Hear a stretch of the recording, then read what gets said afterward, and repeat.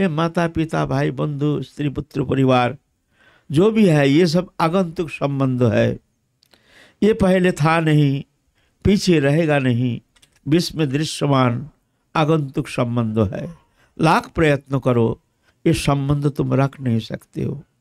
जितना अधिक तुम इनमें तुम लिप्त हो जाओगे उतना ही तुमको एक दिन न एक दिन वो कष्ट और दुख तुमको सहन करना पड़ेगा, क्योंकि वियोग अनिवार्य है।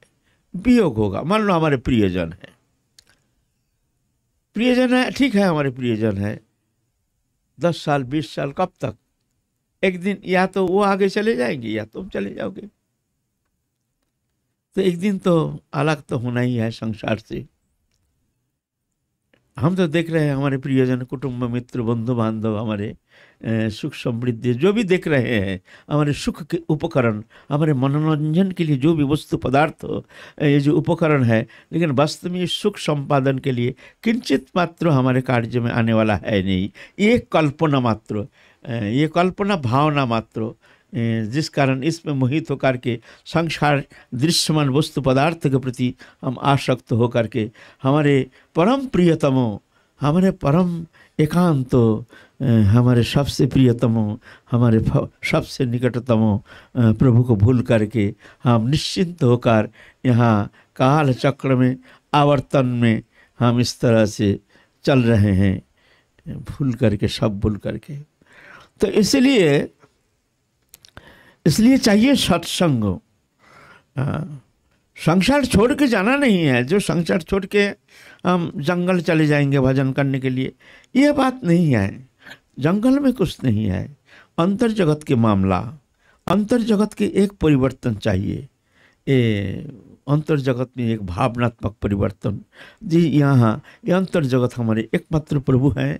हम प्रभु से हमारे नित्य अखंड संबंध है, जो संबंध पलक के लिए अलग होना संभव नहीं है। हमारे सबसे प्रियतम, सबसे निकटतम ये सत्य है, सत्य है, सत्य है। तो मानो ना मानो ये तुम्हारे मामला। और दृश्यमान जागतिक वस्तु पदार्थ, जो जिस वस्तु पदार्थ प्राप्त होकर के तुमने मोहित होकर के इसमें ही तुम तृप्ति मान रहे हो, ये एक दिन ना एक दिन तुमको धोखा खाना ही पड़ेगा, है ना। तो इसलिए चाहिए अंतःकरण की एक परिवर्तन, गठनमूलक प्रक्रिया।